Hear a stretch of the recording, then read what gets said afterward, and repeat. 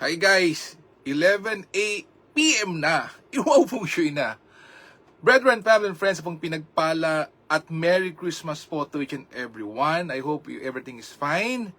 Yes, well, let's not lose focus. Well, ang mahaba ng pong Christmas, but then again, ito po yung December 25. Puro ulan, no po, puro ulan. So, how was your Christmas? But let's not lose the focus po, na kumot may celebration. Hindi tayo mag-focus po on how to maximize or how to make things better and get what we want. So, yun po naman that's why we're doing this, for us to get what we want. And how to do, and you tailor fit po natin yung ating actions with the day, with the chimen, with the patchy, yun po naman So that, at the end of the day, we get what we want, and that makes us happier.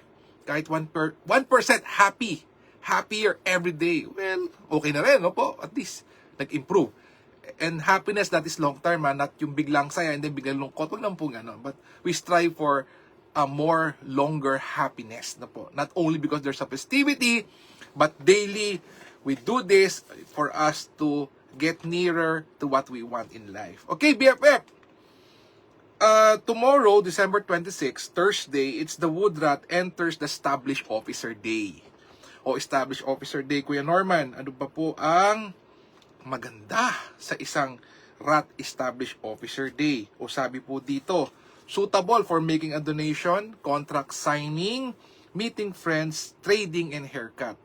Avoid medical procedures, renovation, groundbreaking, investment, and submit tender not good for tomorrow. Well, others are still in vacation, so let's do this. How about the animal signs?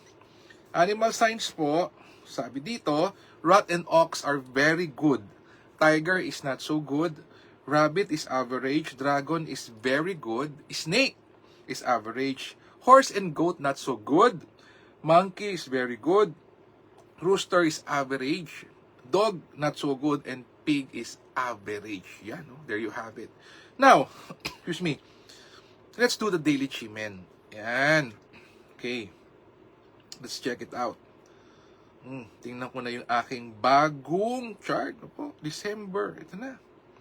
December 26. Wood wrap. Okay, sabi dito. If you want to negotiate, make amends, heart-to-heart talk, make peace on earth, talikod sa southeast. If you want to 10x being beautiful and handsome, you're a content maker, a blogger, mag-a-upload ka, you will have a sales speech, talikod ka naman sa south. 4. If you want to create opportunities here and abroad, talikod ka sa northwest. And the game changer and ito po, health matters, to have an improved health, better health, talikod ka naman sa north. So, gamitin natin tong game changer, talikod sa north. So, as early as now, pwede nang gamitin up to tomorrow, 10:59 p.m. So, just in case nakakalimot, first timer, nakaupo, gumamit ng compass, talikod sa direction ng north whole day. And then you have to do 5 things. Let go of the past. Number 2, open up for new opportunities. You give thanks, you ask for what you want, and then you give it back to society. Okay, gawan po natin ng talkies. Just in case. Baka po dahil po nagpasko ay nakalimutan na natin how to do it. Okay, let's do this. Universe, I let go of all that no longer benefits my journey and open myself to become the person needed to fulfill my aspirations. I am deeply thankful for my blessings and I'm always eager to evolve, learn, and do whatever it takes to achieve my dreams. I easily and effortlessly magnetize self-love and people that cares by always attracting noble allies, forever lucky, generously aiding all, crafting robust lifelines and livelihood for all. Amen. Talikod sa North, BFF, use the compass. Ito po and count from 64 to 1 and do the 5 things. Okay. Tingnan natin po naman ang meron bang green dragon, Kuya Norman? Meron bang flying bird? Meron bang jade maiden watching the door? Uy, tingnan natin. Okay. Eto, meron. Okay. It says here, 3 a.m. to 4:59 a.m. sa mga hindi makatulog or maagang gumising. Green Dragon returns to, the number 1 most auspicious structure in Ximen, talikod sa northeast. May game changer and mayroong open door for opportunities, no? Yun nga lang po, 3 a.m. to 4:59. The next would be the Jade Maiden watching the door, 11 a.m. to 12:59 p.m. lunchtime, talikod sa west, and 1 p.m. to 2:59 p.m. another Jade Maiden, the 3 most auspicious structure in Ximen, talikod naman sa northeast. Ooh, there you have it, BFF, no? So BFF, what we're doing is aligning, we are priming ourselves po with the energies po available po at that point in time. Align with the universe, the heaven, man, and earth, the palace po, which represents po the direction, and you being the person po. So, ia-align po natin yan. In Feng Shui, it's, there's the heaven, man, and earth po.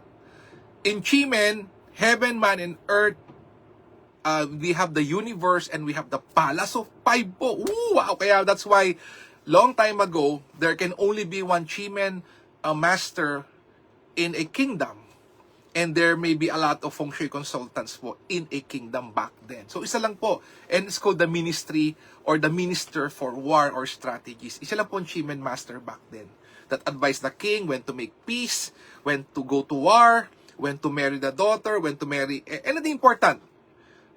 The one that says that is a Qimen master or the minister of war back then. Wow, ganun pong ka-powerful. Isa lang po yun po. That the king, asked for advice. So again, BFF, again, I would like to remind each and everyone, let us not lose track of the festivities. We still have to do this. Hindi naman po, if you're comfortable, of course, many have been texted me that it helped them in any way. Let's like and share. BFF yun lang po ating exchange of energy. Let us like and share.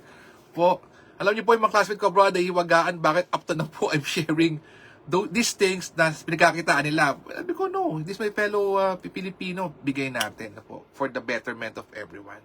Again, BFF, a meaningful, a blessed Merry Christmas to each and everyone. And of course, as we transit to the New Year, the Western po, the January 1, I like to wish and pray that each one of you would get what they want, would be happier in life. Of course, that's very important po. And let's like and share. Let us continuously pray for each other. Let us continuously pray for our leaders. Let us continuously pray for world peace. Let us heal as one. Let us be a blessing to others. God bless us all with a grateful heart. Maraming salamat sa inyo lahat. God bless. Good night and have a Merry Christmas. Bye-bye.